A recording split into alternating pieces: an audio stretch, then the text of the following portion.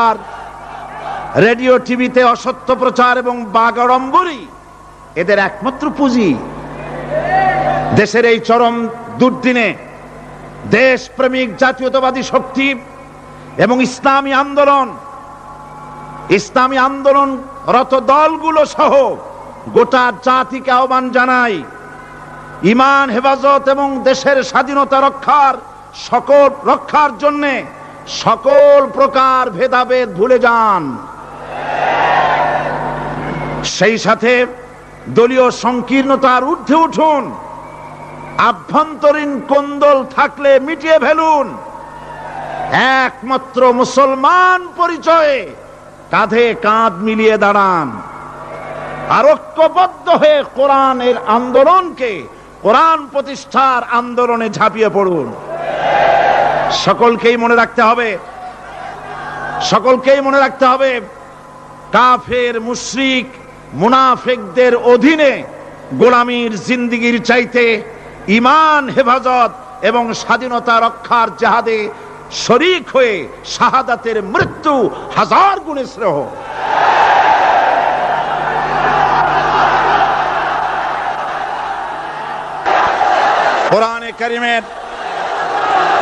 কোরআনে কারীমের তাফসীর শুরু করার আগে সাংবাদিকদের জন্য আমি এই কথাগুলি বললাম, যেহেতু রাত বেশি হলে তারা কথাগুলি পত্রিকায় দিতে পারবে না, সেই জন্য পুরা নিউজ বলার আগে হেডলাইনগুলি জানাই দিলাম। তবে সাংবাদিকদের ব্যাপারে আমার একটু কথা আছে। সেই কথা হচ্ছে, সাংবাদিকতা মহান পেশা। সব সময় আমরা সম্বোধন করি সাংবাদিক বন্ধুগণ, আমরা জাতির বিবেক তাদেরকে মনে করি, ঠিক কিনা বলেন? এই চট্টগ্রাম তাফসীরুল কোরআন মাহফিল কি নিয়ে যা ঘটলো, সাংবাদিকদের মাধ্যমেই গোটা জাতি এবং দুনিয়া জানতে পেরেছে। ওই সব সাংবাদিকদেরকে আমি আমার অন্তরের অন্তঃস্থল থেকে মুবারকবাদ জানাই, যে সব সাংবাদিকরা জীবনের ঝুঁকি নিয়ে সত্যকে বিকশিত করেছেন। কিন্তু তার মধ্যেও কিছু কিছু সাংবাদিক আছে, আমি তাদেরকে দু একটি কথা না বলে পারবো না। বলবো? বলাই লাগবে। তার মধ্যে একটি পত্রিকা, যার নাম জনকণ্ঠ ওরফে রকণ্ঠ, এই পত্রিকাটি আজ রিপোর্ট করেছে জনকণ্ঠ,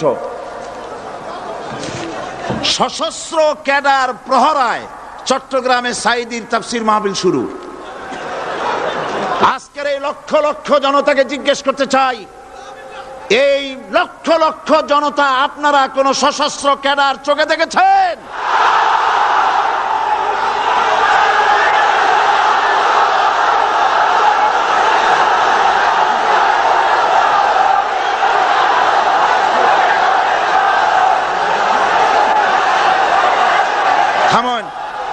থামেন। আমার করুণা হয়, ওই সব লোকের জন্য করুণা হয়। রাসূলুল্লাহকে চোখে দেখে আবু জাহেল যেমন বিশ্বাস করতে পারে নাই, এই শ্রেণীর লোকেরা এত বড় মাহফিল দেখেও কলিজায় জাহান্নামের ভয় আসে নাই।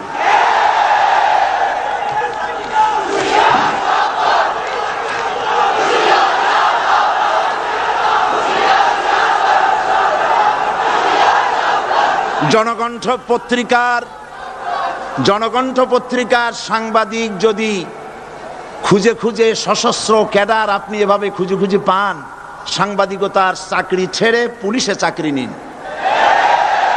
আপনার দ্বারা অন্তত পুলিশ বাহিনী উপকার পাবে।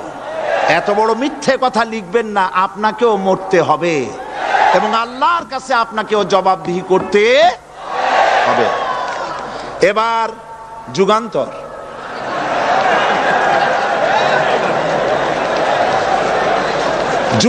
পত্রিকা নতুন বেরিয়েছে।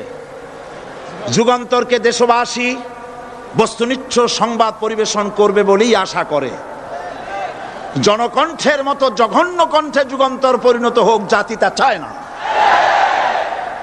যুগান্তরের রিপোর্টার কি রিপোর্ট করলেন? আপনি লিখেছেন আই কোড, আপনি যা লিখেছেন আমি তা পড়ছি। সাইদি বলেন এ সরকারকে জালিম সরকার আখ্যায়িত করে বলেন, আগুন নিয়ে খেলা করবেন না, বেশি বাড়াবাড়ি করলে পিটিয়ে দিল্লিতে পাঠায় দেব। এই লক্ষ জনতা সাক্ষী দেন, সরকারকে পিটাইয়া দিল্লি পাঠাবে, এই কথা আমি বলেছি।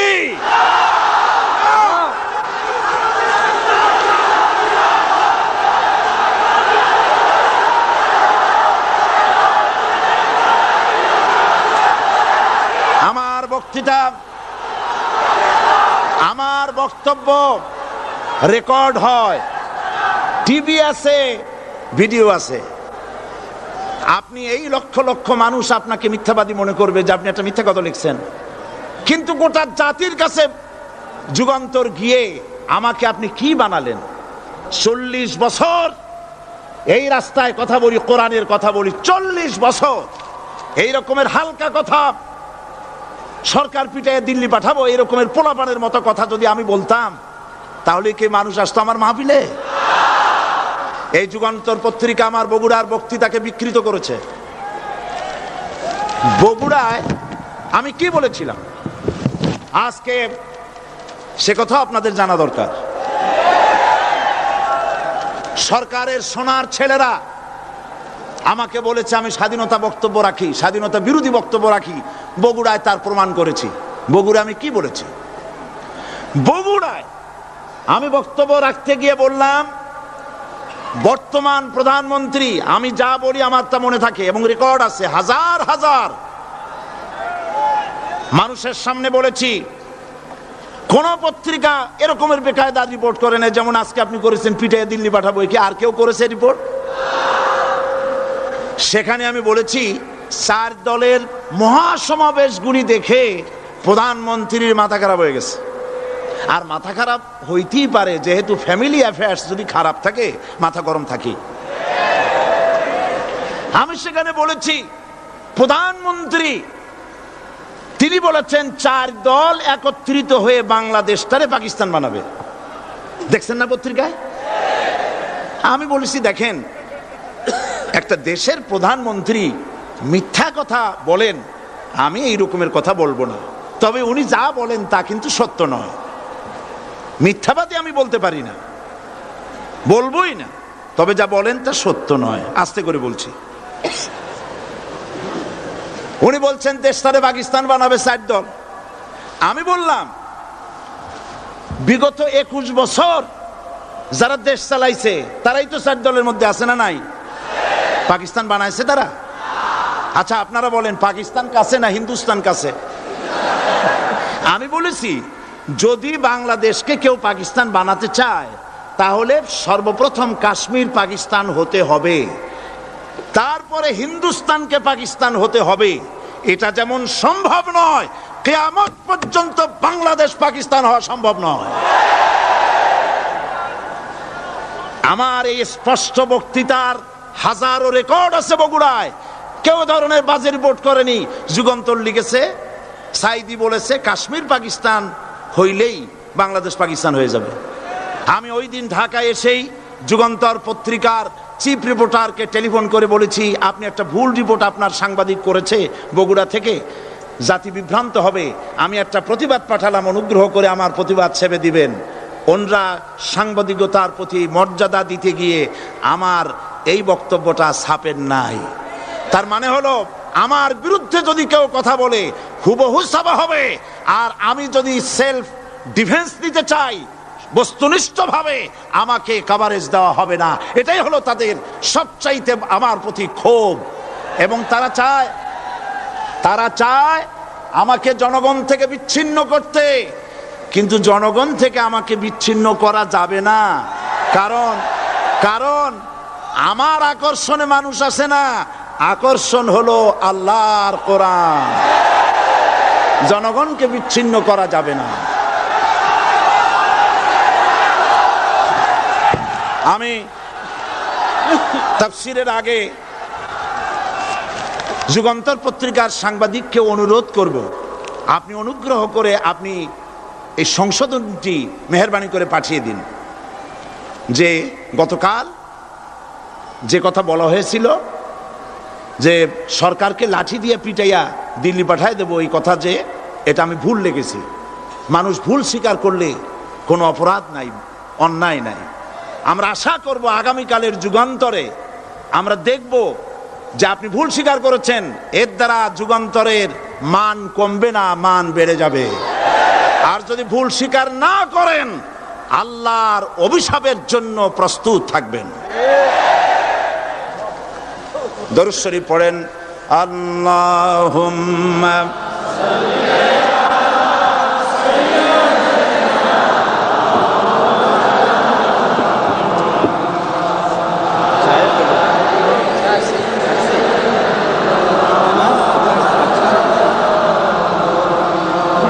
আল্লাহুম্মা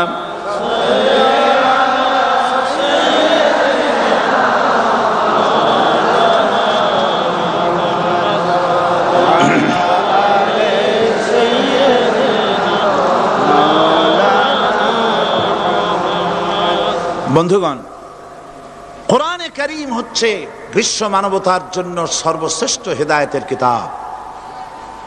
এই কিতাব আল্লাহ রাব্বুল আলামিন অবতীর্ণ করেছেন গোটা মানব গোষ্ঠীর জন্য, পৃথিবীর সমস্ত মানুষের জন্য আল্লাহ পাক এই কোরআন নাজিল করেছেন। কোরআন কার বাণী?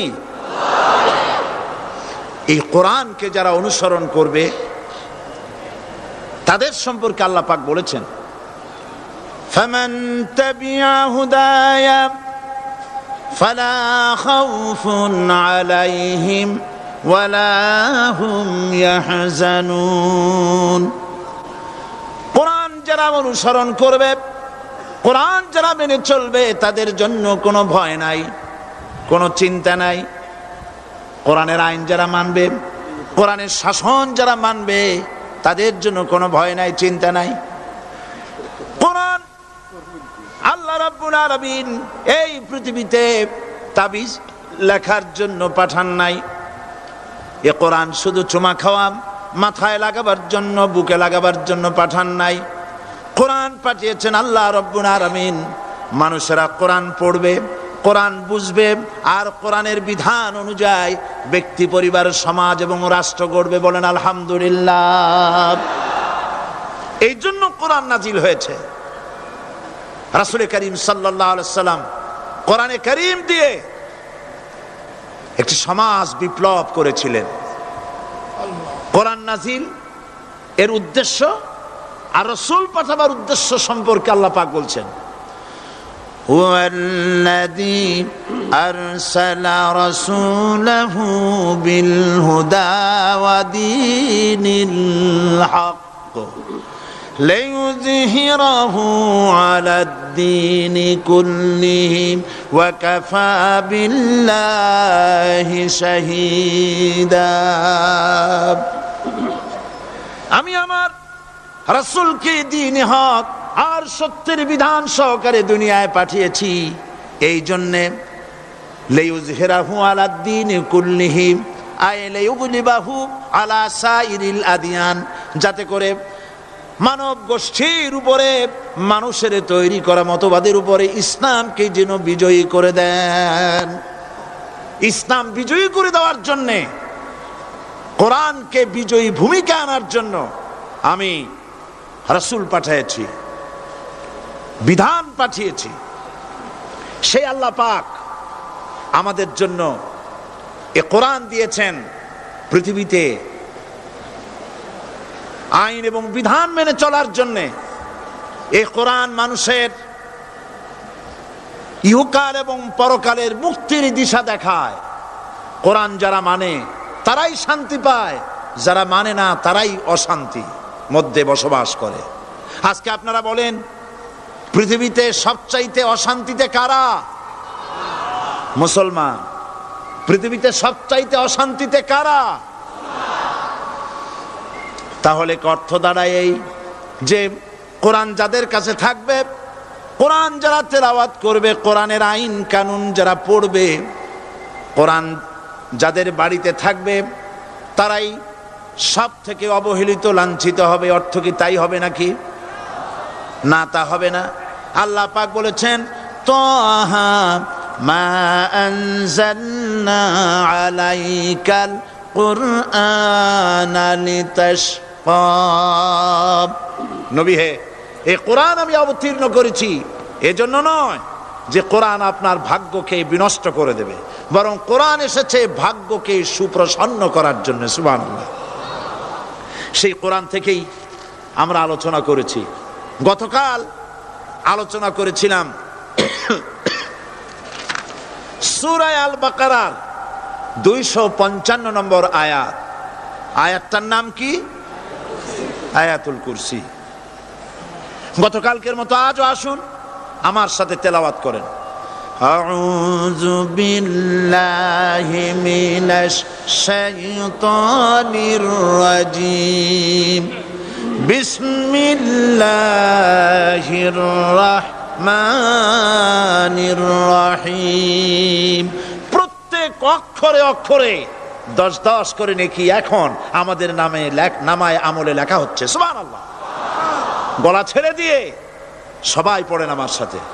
আল্লাহু লা ইলাহা ইল্লা হুয়াল হাইয়ুল কাইয়্যুম লা তাখুযুহু সিনাতুন ওয়ালা নাওম লাহু মা ফিস সামাওয়াতি ওয়া মা ফিল আরদ মান ذا الذي يشفع عنده إلا بإذنه يعلم ما بين أيديهم وما خلفهم ولا يحيطون بشيء من علمه إلا بما شاء وسع كرسيه السماوات والأرض ولا يؤوده حفظهما وهو العلي العظيم صدق الله العظيم। আয়াতুল কুরসি হচ্ছে কোরআন শরীফের সর্বশ্রেষ্ঠ আয়াত। সুবহানাল্লাহ। রাসূল বলেছেন আয়াতুল কুরসি হচ্ছে কোরআনে কারীমের সর্বশ্রেষ্ঠ আয়াত এবং আল্লাহ পাকের তাওহীদের ব্যাপারে, সার্বভৌমত্বের ব্যাপারে এত বিস্তারিত অল্পের মধ্যে আর অন্য কোন আয়াতের মধ্যে ভাবে আসে নাই। এই জন্য আয়াতুল কুরসির এত মর্যাদা। কালকে আরো একটি হাদিস শোনাইছিলাম, বোধহয় নিশ্চয়ই আপনাদের মনে আছে। প্রত্যেক ফরজ নামাজের পরে আয়াতুল কুরসি যে একবার পড়বে, তেলাওয়াত করবে, কিয়ামতের দিন আল্লাহ পাক তার সম্পর্কে সিদ্ধান্ত নিবেন, তাকে জান্নাত দিয়ে দিবেন। সুবহানাল্লাহ কইতে ইচ্ছে করলো না? আলহামদুলিল্লাহ বলবেন না? তার অর্থ হলো এই আয়াতুল কুরসি যদি মানুষ পড়ে আর বোঝে আর ওই অনুযায়ী যদি আকীদা তৈরি হয়, জীবন তৈরি হয়, তার জীবন জান্নাতের জন্য তৈরি হয়ে যায়। গতকাল আল্লাহ পাকের সার্বভৌমত্বের কথা আমরা আলোচনা করেছিলাম। আজকে আলোচনা করব আল্লাহ পাকের পরিচয়। আল্লাহ পাক তিনি কে? আমরা বলি আল্লাহ। আমরা কি বলি? বলেন সবাই, কি বলি? আমি অনেকবার আপনাদেরকে এই কথাটা বলেছি, বোধহয় নিশ্চয়ই মনে আছে। আল্লাহ এই উচ্চারণটা আমাদের অনেকের হয় না, কেউ বলে না আল্লাহ। আল্লাহ পাকের উচ্চারণটা হচ্ছে, আল্লাহ পাকের নামের উচ্চারণ হচ্ছে আল্লাহ। মুখটা একটু গোল হয়ে যাবে, বলেন আল্লাহ আল্লাহ সুবহানাল্লাহ। পৃথিবীতে বিভিন্ন জাতি তার স্রষ্টাকে, তারা যাকে স্রষ্টা মনে করে, বিভিন্ন নামে ডাকে। কেউ বলে ভগবান, কেউ বলে ঈশ্বর, কেউ বলে পরমেশ্বর, কেউ বলে বিধাতা, কেউ বলে গড। বিভিন্ন নামে লোকেরা এভাবে ডাকে। তো ভগবান বললে তার প্রতিশব্দে স্ত্রীলিঙ্গে কি আসে? বলেন ভগবতী। ঈশ্বর বললে স্ত্রীলিঙ্গে কি আসে? ঈশ্বরী। বিধাতা বললে তার স্ত্রীলিঙ্গে কি আসে? বিধাত্রী। গড, এটার স্ত্রীলিঙ্গে আসলে কি হবে? তো প্রত্যেকটি তারা যে ভাষায় আল্লাহকে ডাকে, প্রত্যেকটি ভাষায় স্ত্রীলিঙ্গে একটি প্রতিশব্দ আসে। আল্লাহ এর স্ত্রীলিঙ্গে, এর প্রতিশব্দে আরেকটি শব্দ কি গোটা বিশ্ব খুঁজে পাওয়া যাবে? জোরে বলেন, যাবে? যাবে না। এবং অন্যান্য নামগুলি সন্ধি বিচ্ছেদ করলে অর্থই হবে না। গড, এটাকে যদি উল্টায়া বলা হয় তাহলে কি হয়ে যাবে? এবার দেখুন, আল্লাহ এই নাম, আল্লাহর পরিচয় কি? যদি বলা হয় যে আল্লাহর পরিচয় কি, শুধু আল্লাহ দিয়ে আল্লাহকে চেনা যাবে, আল্লাহকে চেনা যাবে। আল্লাহ রাব্বুল আলামিন বলছেন, আল্লাহু লা ইলাহা ইল্লা হুয়াল হাইয়ুল কাইয়্যুম। আল্লাহ হচ্ছেন তিনি যিনি ছাড়া কোনো ইলাহ নাই, মাবুদ নাই, উপাস্য নাই। সুবহানাল্লাহ। এখন আল্লাহর যদি প্রথম একটা অক্ষর আলিফ ছেড়ে দেওয়া হয় তাহলে থাকবে কি? লিল্লাহ। এই লিল্লাহ দিয়েও কেউ যদি আল্লাহর পরিচয় পেতে চায় তাহলে পেয়ে যাবে। আল্লাহ রাব্বুল আলামিন কোরআনে কারীমের ভিতরে শুধু লিল্লাহ দিয়েও আল্লাহকে চেনার ব্যবস্থা করেছেন। লিল্লাহি মা ফিস সামাওয়াতি ওয়া মা ফিল আরদ। আকাশ এবং জমিনের সার্বভৌমত্বের একচ্ছত্র মালিকানা কার? আল্লাহ পাকের। এখন লিল্লাহ থেকে একটা লাম ছেড়ে দেন, কি থাকবে? লাহু। এই লাহু দিয়েও আল্লাহর পরিচয় পাওয়া যাবে, যাবে না? কোরআন বলছে, লাহু মাকালিদুস সামাওয়াতি ওয়াল আরদি ইউবসিতুর রিজকা লিমান ইয়াশা। আকাশ এবং জমিনের রিজকের চাবিকাঠি আল্লাহ পাকের কাছে, যারে খুশি তিনি পর্যাপ্ত রিজক তিনি দান করেন। সুবহানাল্লাহ। এবার লাহুর লাম ছেড়ে দেন, থাকবে কি? একটা অক্ষর। এই একটি অক্ষর দিয়ে আল্লাহ পাকে চেনা যাবে। ইন্নাহু হুয়াল গফুরুর রহিম। তিনি হচ্ছেন মহা ক্ষমাশীল, দয়াবান। আল্লাহর পরিচয় আল্লাহকে দিয়েই জানা যায়। আল্লাহর পরিচয় হচ্ছে তিনি এই আকাশ সৃষ্টি করেছেন, এই জমিন সৃষ্টি করেছেন, মানব গোষ্ঠীকে সৃষ্টি করেছেন। আকাশের স্রষ্টাকে, জমিনের স্রষ্টাকে, মানুষের স্রষ্টাকে আল্লাহ পাক। দেখুন, আল্লাহ পাক আকাশের স্রষ্টা, জমিনের স্রষ্টা, মানুষের স্রষ্টা। এই কথাকে ভুলিয়ে দেওয়ার জন্যে, এই কথাটিকে ভুলিয়ে দেওয়ার জন্য আল্লাহকে অস্বীকার করছে এক শ্রেণীর লোকেরা। তারা বলছে দেয়ার ইজ নো গড, স্রষ্টা বলতে কেউ নাই, আনসিন ইজ নাথিং। মাশাআল্লাহ, আমাদের মঞ্চে এ চট্টগ্রামের গৌরব বিএনপির কেন্দ্রীয় নেতা জনাব সালাউদ্দিন কাদের চৌধুরী সাহেব এসেছেন। আলহামদুলিল্লাহ।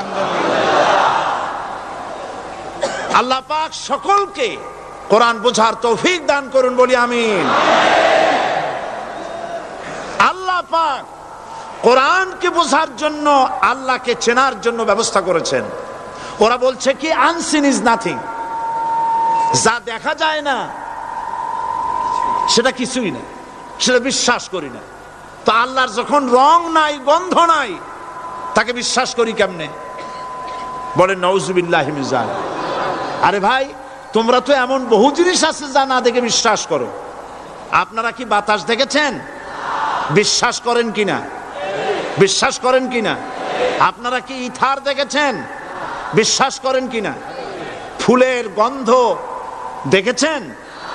কিন্তু বিশ্বাস করেন কিনা? মাধ্যাকর্ষণ শক্তি, ল অফ গ্রাভিটেশন আপনারা চোখে দেখেছেন? বিশ্বাস করেন কিনা?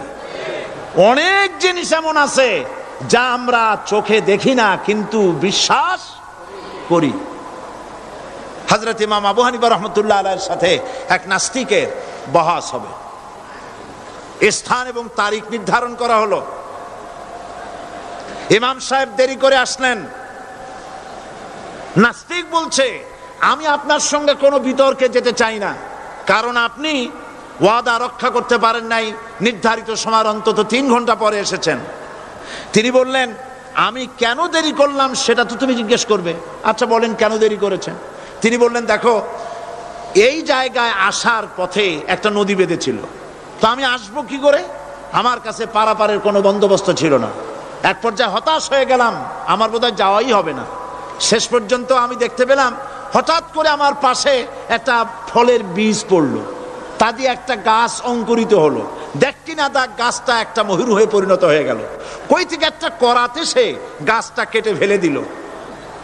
ফটাফট কতগুলি তক্তা বেরিয়ে আসলো, কোথার থেকে একটা হাতুড়ি আর কতগুলি লোহা এসে ঠাস ঠাস করে বাড়ি লেগে একটা কিস্তি তৈরি হয়ে গেল।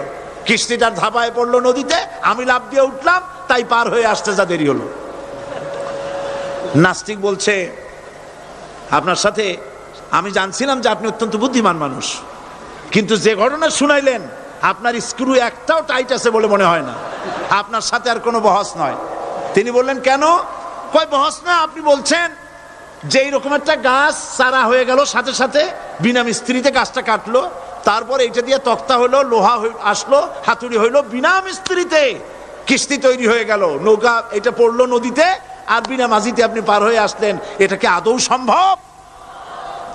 ইমাম আবু হানিফা রাহমাতুল্লাহ আলাইহি বলছেন, তোমার সাথে আমি কোনো কিতাব দিয়ে ঝগড়া করব না, কোনো কিতাব দিয়ে আমি তোমার সাথে বহস করব না। এই একটি দৃষ্টান্ত তোমার জন্য যথেষ্ট। একটা মিস্ত্রি ছাড়া যদি একটা কিস্তি তৈরি না হতে পারে, একটা গাছ কেটে তক্তা যদি না হতে পারে, এই বিশাল আকাশ, এই বিশাল জমিন, আর তোমার মতো এরকম একটা সুন্দর মানুষ বিনা মিস্ত্রিতে বিনা স্রষ্টায় তৈরি হলো কেমনে? এক কথায় নাস্তিক বলছে, আমার জীবনের ভুল ধরা পড়লো। নাস্তিক বলছে, জীবনের ভুল ধরা পড়েছে, আমি মুসলমান হয়ে গেলাম।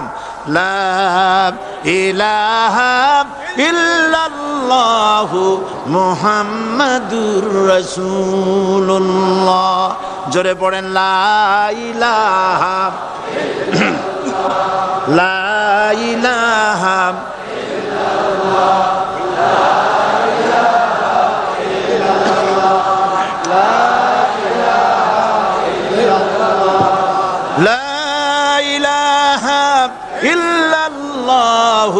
মুহাম্মাদুর রাসূলুল্লাহ। প্রিয় কোরআন পাগল ভাই সব, মাহফিল কর্তৃপক্ষ আমাকে স্লিপ দিয়েছে, প্রচন্ড চাপ সৃষ্টি হয়েছে চতুর্দিকের রাস্তায়, মানুষ বসার জায়গা পাচ্ছে না, দাঁড়াবারও জায়গা নাই। আমরা তো এই মাঠ টেনে লম্বা করতে পারবো না, তবে আপনারা একটু চেপে বসলে বোধহয় ভালো হয়। আপনারা কি রাগ করবেন নাকি? তাহলে বসা অবস্থায় দাঁড়াবেন না মোটেই? বসা অবস্থায় সামনের দিকে একটু এগিয়ে আসা যায় কিনা? তাহলে তাই করুন, দাঁড়াবেন না কেউ, বসা অবস্থায় সামনে চাপেন, আর দাঁড়ানো ভাইরা সুযোগ গ্রহণ করেন। জোরে সোরে জিকির করেন, সুবহানাল্লাহ ওয়ালহামদুলিল্লাহ লা ইলাহা ইল্লাল্লাহ, সুবহানাল্লাহ ওয়ালহামদুলিল্লাহ লা ইলাহা ইল্লাল্লাহ। আরো জোরে পড়েন, সুবহানাল্লাহ ওয়ালহামদুলিল্লাহ লা ইলাহা ইল্লাল্লাহ, সুবহানাল্লাহ ওয়ালহামদুলিল্লাহ লা ইলাহা ইল্লাল্লাহ, লা ইলাহা ইল্লাল্লাহ ইল্লাল্লাহু মুহাম্মাদুর রাসূলুল্লাহ। আমি দাঁড়াতে বলি নাই, মেহেরবানি করে বসুন, কান মন দিয়ে আল্লাহর পরিচয় শুনুন। কেবলমাত্র হতভাগা কপাল পোড়া যারা, তারাই নাস্তিক হতে পারে, ঠিক কিনা? আমি মনে করি না এই মাহফিলে কোনো নাস্তিক আসছে। আমি বিশ্বাস করি সকলে আল্লাহরে বিশ্বাস করে, কোন আলহামদুলিল্লাহ। কিন্তু কপাল পোড়ারা তারা বলে আল্লাহ নাই। এই ধরনের এক কপাল পোড়া ঢাকা বিশ্ববিদ্যালয় ছিল, মরছে। তার মৃত্যুতে দেশের প্রধানমন্ত্রী বলেছেন জাতির অপূরণীয় ক্ষতি হলো। আমি বললাম অপূরণীয় ক্ষতি হয় নাই, শয়তানটা কমছে। সে মরার আগে বলেছে কি জানেন? মরার আগে বলেছে আমার লাশ গোসল হবে না, দাফন হবে না। এইটারে মরার পরে তোমরা মেডিকেল কলেজে দিয়ে দিবা, তারা আমারে কাটাছেড়া করিয়া অপারেশন শিখবে। বেচারা বুঝতে পারছে যে মরার পর তার অবস্থাটা কি হবে। তো এদিক দিয়ে কাটাছেড়া করে যদি শেষ করে দেয় সেই ভালো, কবরে না যাই। তাকে রাখা হলো বারডেমের ডিপ ফ্রিজের ভেতরে। কদিন পরে তার অন্তিম ইচ্ছে অনুযায়ী মেডিকেল কলেজে পাঠানো হলো। ছাত্র শিক্ষকরা যখনই শুনেছে যে ওই লাশ আসতেছে, তারা রাস্তায় দাঁড়ায় বলছে আল্লাহর হস্তে মাপ চাই, এইটার এদিকে আনবেন না। কারণ জীবনে বাইসে থাকতে যে আল্লাহরে স্বীকার করে নাই, ওরে অপারেশন করে যা শেখবো এতে রুগী শুধুই মরবে, বাঁচবে না কেউ। এরপরে সলিমুল্লাহ মেডিকেল কলেজে নেওয়া হলো, তারাও একই কথা বললো। শেষ পর্যন্ত নিয়ে ডিপ ফ্রিজে রাখছে। এখন কোথায় আছে আমি জানি না। এখন লাশের অবস্থা এই হয়েছে যে রাস্তায় যদি ফালায় দেয় কুত্তাও খাবে না, কারণ এত বাসি লাশ। আমার দেশের কুত্তা এত অভদ্র না যে এত পচা লাশ খাবে। আল্লাহকে অমান্য করলে পরে, অস্বীকার করলে পরে আল্লাহ পাক এইভাবে শাস্তি দেন। আর এগুলার নাম হলো বুদ্ধিজীবী। এগুলোর নাম কি? বুদ্ধিজীবী। আর বুদ্ধিজীবী এইটা হচ্ছে জীবী। জীবী মানে কি? পেশা। মৎস্য বিক্রি করে যারা জীবিকা উপার্জন করে তাদের কি বলে? যারা চিকিৎসা শাস্ত্র এই দিয়ে যারা জীবিকা নির্বাহ করে তাদেরকে কি বলা হয়? যারা আইন ব্যবসা করে, আইন ব্যবসা করে জীবিকা নির্বাহ করে তাদের কি বলা হয়? যারা কৃষি পণ্য উৎপাদন করে জীবিকা নির্বাহ করে তাদেরকে কি বলে? আর যারা বুদ্ধি বিক্রি করে ভারতের পা চাটা গোলামি করে তাদের কি বলে? এই কোরআন শরীফে কিন্তু কোথাও বুদ্ধির কথা নাই, সব আছে জ্ঞানের কথা। কোরআন শরীফে কি আছে? কোথাও বুদ্ধির কথা নাই, সব জায়গায় জ্ঞানের কথা। কোরআন শরীফে কি কথা আছে হে আল্লাহ তুমি আমার বুদ্ধি বাড়ায় দাও? আছে? কোরআন শরীফে আল্লাহ রাব্বুল আলামিন শিখায় দিয়েছেন, বলো রব্বি জিদনি ইলমা। পড়েন সবাই, রব্বি জিদনি ইলমা। হায় আল্লাহ তুমি আমার বুদ্ধি বাড়াও। নাকি তুমি আমার কি বাড়াও? আমার জ্ঞান বাড়াও। ওয়াল্লাযীনা উতুল ইলমা দারাজাত। আল্লাহ পাক বলছেন যাকে আমি জ্ঞান দান করছি তার মর্যাদা বৃদ্ধি করে দিয়েছি। সুবহানাল্লাহ। জ্ঞানের মর্যাদা বেশি। বুদ্ধি, পৃথিবীতে শ্রেষ্ঠ বুদ্ধিজীবী হচ্ছে বুদ্ধিজীবীদের নেতা, বুদ্ধিজীবীদের সর্দার, যে তার নাম কি জানেন? শয়তান। বড় বুদ্ধিজীবীর নাম কি? শয়তান। দেখেন ওর বুদ্ধি। আর আদম আলাইহিস সালামকে আল্লাহ পাক কি দিয়েছিলেন? ইলম। কি দিয়েছিলেন? ওয়া আল্লামা আদামাল আসমা কুল্লাহা। আমি আদমকে কি দিছি? জ্ঞান দান করেছি। শয়তান হলো বুদ্ধিজীবী। ও বুদ্ধিজীবী করলো কি দেখেন, আল্লাহ পাক বললেন আদমকে সৃষ্টি করে উসজুদু লি আদামা ফাসাজাদু ইল্লা, আল্লাহ রাব্বুল আলামিন উপস্থিত সকলকে হুকুম করলেন আমার আদমকে সেজদা দাও। সবাই সেজদা করলো না কে? মিস্টার ইবলিস সেজদা করলো না। আল্লাহ পাক প্রশ্ন করলেন, ইবলিস তুমি আমার হুকুম মানলে না কেন? কেন তুমি সেজদা করলে না? শয়তান তখন বুদ্ধির আশ্রয় নিল। শয়তান বলল, খালাকতানি মিন নার ওয়া খালাকতাহু মিন তিন। আয় আল্লাহ, তুমি তো আমারে বানাইছো আগুন দিয়ে, আর আদমকে বানিয়েছো মাটি দিয়ে। আনা খায়রুম মিনহু, আমি তার থেকে উত্তম।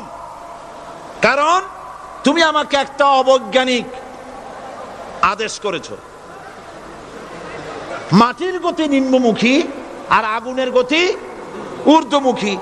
ঊর্ধ্বমুখী জিনিসকে নিম্নমুখী জিনিসের সামনে মাথা নত করতে বলা সম্পূর্ণ আনসাইন্টিফিক। এই জন্য আমি এটা মানতে পারিনি। আল্লাহ পাক বললেন কিচ্ছু না, মানুষ জায়গা না পাই আসতেছে, বসান। এখানে যারা দাঁড়িয়েছে বসা লোকেরা, তাদেরকে বসায় দেন, বসেন। আরে ভাই, আপনারা বোঝেন না কেন? সরকারের সোনার ছেলেরা এইখানে আসার সাহস করবে না।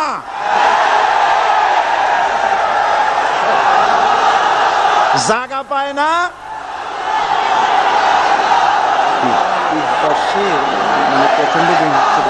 করবো কি আমি? কিছু করেন, বসেন, থামেন।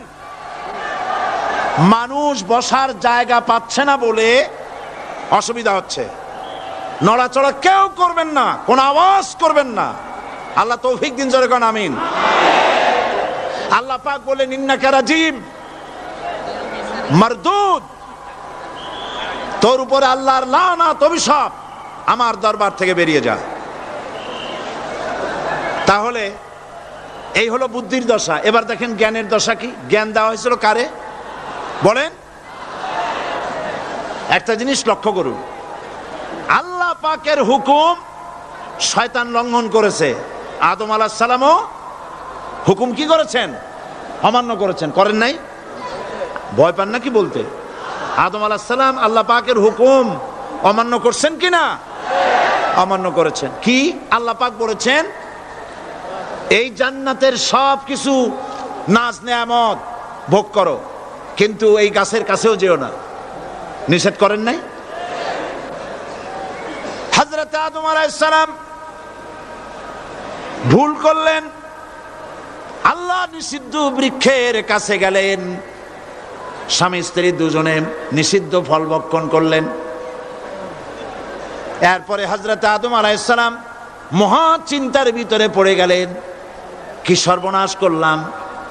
এখন যদি আল্লাহ যদি আমারে প্রশ্ন করেন আমার হুকুম কেন অমান্য করলে, তাহলে আমি কি জবাব দেব? আদম আলাইহিস সালামের কাছে জবাব ছিল না জবাব? তিনি যদি বুদ্ধির আশ্রয় গ্রহণ করতেন তাহলে তিনি বলতেন, আল্লাহ পাক যখনই প্রশ্ন করেছিলেন তিনি বলতে পারতেন যে আল্লাহ আমি না হয় একটা ভুল করছি, ঠিক আছে, আমি একটা ভুল করে ফেলেছি, কিন্তু তুমি বলো জান্নাতের এত সব গাছ লাগাইলা যেগুলির ফল খাওয়া যাবে, এমন একটা গাছ কেন তুমি সেখানে লাগাইছো যে গাছের কাছেও যাবে না, ফল খাওয়া যাবে না, এমন একটা বিপদ আমার ভালাই লাগান। তিনি যদি বুদ্ধির আশ্রয় নিতেন তাহলে এরকম কথা বলতে পারতেন। আবুল বাশার সমস্ত সৃষ্টি জগতের আদি পিতা হযরত আদম আলাইহিস সালামকে আল্লাহ পাক জ্ঞান দান করেছিলেন। তিনি বুদ্ধির আশ্রয় গ্রহণ না করে তিনি জ্ঞান দ্বারা বুঝতে পারলেন সবলকে দুর্বলকে যদি বাঁচতে হয় মহাশক্তিধরের সামনে বিনা শর্তে মাথা নিচু করে দিতে হয়, আর্গুমেন্ট করা যায় না। সত্য সত্যি আল্লাহ প্রশ্ন করলেন, আদম আমার হুকুমটা ভাঙলা কেন? হযরত আদম আলাইহিস সালাম কোনো আর্গুমেন্ট পেশ না করে তিনি বিনয়ের সাথে কেঁদে কেঁদে বললেন, রব্বানা যালামনা আনফুসানা ওয়া ইন লাম তাগফির লানা ওয়া তারহামনা লানাকুনান্না মিনাল খাসিরিন। সবাই পড়েন, রব্বানা যালামনা আনফুসানা ওয়া ইন লাম তাগফির লানা ওয়া তারহামনা লানাকুনান্না মিনাল খাসিরিন। হায় আল্লাহ পাক, আমি আমার নফসের উপরে জুলম করেছি, অত্যাচার করেছি, তুমি যদি আমাকে ক্ষমা না করো, দেখেন জ্ঞান কত, তুমি যদি আমাকে ক্ষমা না করো আর আমার প্রতি যদি করুণা না করো, তার মানে হলো শুধু ক্ষমা করলে হবে না, শুধু ক্ষমা করলে হবে না, ক্ষমা করে আমার প্রতি করুণা করে আবার তোমার রহমতের কোলে টেনে নিতে হবে, নইলে পরে লানাকুনান্না মিনাল খাসিরিন, ক্ষতিগ্রস্ত হয়ে যাব। মাফও করবা, করুণাও করবা। সুবহানাল্লাহ ওয়া বিহামদিহি। আল্লাহ পাক দুজনকেই পাঠায় দিলেন। শয়তান আসলো, শয়তান হইয়া আদম আলাইহিস সালাম হলেন, তার ভুল মাফ হয়ে গেল, নবুয়তের মর্যাদা দিয়ে আল্লাহ পাক পৃথিবীতে পাঠায় দিলেন। সুবহানাল্লাহ। সুতরাং কোরআন শরীফে কোথাও বুদ্ধির কথা নাই, জ্ঞানের কথা আছে। আল্লাহ পাক বলছেন, আমি আদম, আমি দাউদ এবং সুলাইমানকে জ্ঞান দান করেছি, ইব্রাহিমকে জ্ঞান দান করেছি। কোরআন শরীফের বহু জায়গায় শুধু জ্ঞানের কথাই বলা হয়েছে। সুবহানাল্লাহ ওয়া বিহামদিহি। সুতরাং বুদ্ধিজীবী, এই বুদ্ধিজীবীরা তারা আসল জ্ঞানটা নাই। আসল জ্ঞান কোনটা বলেন, কোনটা? ডক্টর শহীদুল্লাহ মরহুম, আমি অনেকবার বলেছি তার কথা, আল্লাহ তাকে জান্নাতুল ফেরদাউস নসিব করুন, বলেন আমিন। ডক্টর শহীদুল্লাহ মরহুম বলতেন তার লোকদেরকে যে তোমরা বিদেশ থেকে অনেক ডিগ্রি নামের আগে আনতে পারো, তোমরা পণ্ডিত, একথা আমি স্বীকার করি, কিন্তু কোরআন শরীফের জ্ঞান যদি না থাকে তাহলে পণ্ডিতের আগে আর একটা শব্দ বসবে, মূর্খ পণ্ডিত। কোরআনের জ্ঞান পাণ্ডিত্যকে পরিপূর্ণ করে দেয়, কারণ ওয়ামা উতিতুম মিনাল ইলমি ইল্লা কালিলা। সুবহানাল্লাহ। আল্লাহ পাক বলছেন তোমাদেরকে সামান্যতম জ্ঞান দান করেছি। কতটুকুন জ্ঞান? কতটুকুন? সামান্যতম জ্ঞান দান করেছি। ইল্লা কালিল বলা হয়নি, কালিলা, সামান্যতম।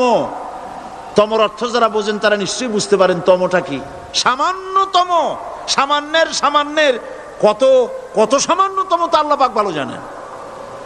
এই জন্য আমি বলি, এই যে আল্লাহ সামান্যতম জ্ঞান আমাদের দিলেন, সুবহানাল্লাহ, এই সামান্যতম জ্ঞান যদি এইরকম হয়, গোটা পৃথিবীটা এখন নজরুল ইসলাম আমাদের জাতীয় কবি, আল্লাহ তারেও বেহেশত দান করুন, কোন আলহামদুলিল্লাহ, জোরে বলেন আমিন।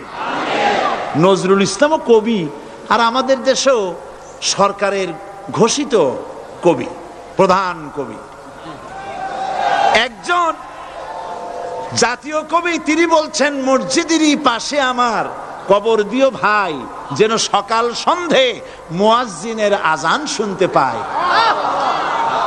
জাতীয় কবি। আর এই সরকারের দৃষ্টিতে প্রধান কবি যিনি, তিনি বলছেন, ফজরের আজান যখন শুনি মনে হয় বেশ্যা তার খরিদ্দার ডাকতেছে। আমি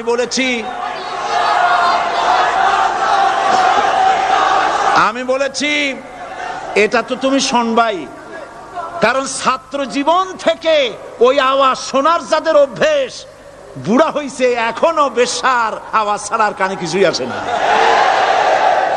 নাউজুবিল্লাহ, নাউজুবিল্লাহ, আল্লাহর লানত। বন্ধুগণ, মানুষ নাস্তিক হয় কখন? যখন তার কাছে আসল জ্ঞান থাকে না। কোরআন হচ্ছে আসল জ্ঞান।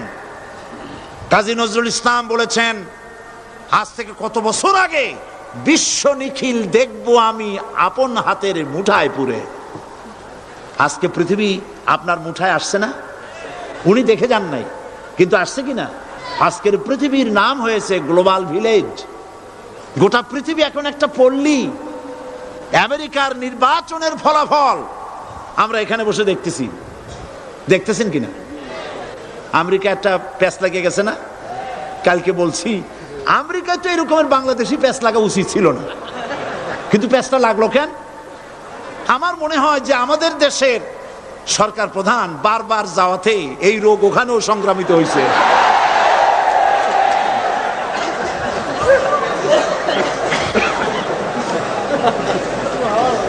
মূল বক্তব্য যেটা, সেটা হচ্ছে পৃথিবী এখন গ্লোবাল ভিলেজ, হাতের মুঠায় চলে আসছে। সারা দুনিয়ার খবর মুহূর্তের ভিতরে পাচ্ছেন, কম্পিউটারের ভেতরে আপনি বাজারঘাট করতে পারছেন। আপনার বাড়িতে কম্পিউটার টিপে, আমি এবার লন্ডন থেকে যখন আসতেছিলাম, এনসাইক্লোপিডিয়া ব্রিটানিকা 2000 সালের বইটা আনতে চাইলাম। তোরা বললো আপনি এটা নেবেন কেমনে, এ তো প্রায় 2 মণ ওজন হয়ে যাবে, এত ভাড়া দেবেন কেমনে প্লেনের? এটা 28 খণ্ড, 2 মণ ওজন হবে, দামও হবে জনমের মতো। তাই বললাম তাহলে আমি নেবো কেমনে? কই যে ডিস্ক নিয়ে যান, কম্পিউটার ডিস্ক। মারাত্মক কথা, সেটা কেমনে? ওরা আমাকে একটা কিনে দিয়ে দিল, এতটুকুন একটা ডিস্ক। এটা ঢুকাই দিলে 2 মণ 28 খণ্ড এটার মধ্যে ঢুকে গেছে। কি আজীব তামাশা! আপনার কম্পিউটার কে নাকি প্রশ্ন করেছিল যে বর্তমান যুগ তো কম্পিউটারের যুগ, ভবিষ্যতের যুগ কি হবে? যে জবাবে বলেছে ভবিষ্যৎ হবে বেশি কম্পিউটারের যুগ। গোটা দুনিয়া মানুষের মাথার মধ্যে আল্লাহ ঢুকাই দিচ্ছেন, সুবহানাল্লাহ বলবেন না? বিজ্ঞানের আবিষ্কার দেখে যারা কোরআন জানে না, বিজ্ঞানের প্রতি আকৃষ্ট হয়ে তারা মনে করে বিজ্ঞান বুঝি সব। না,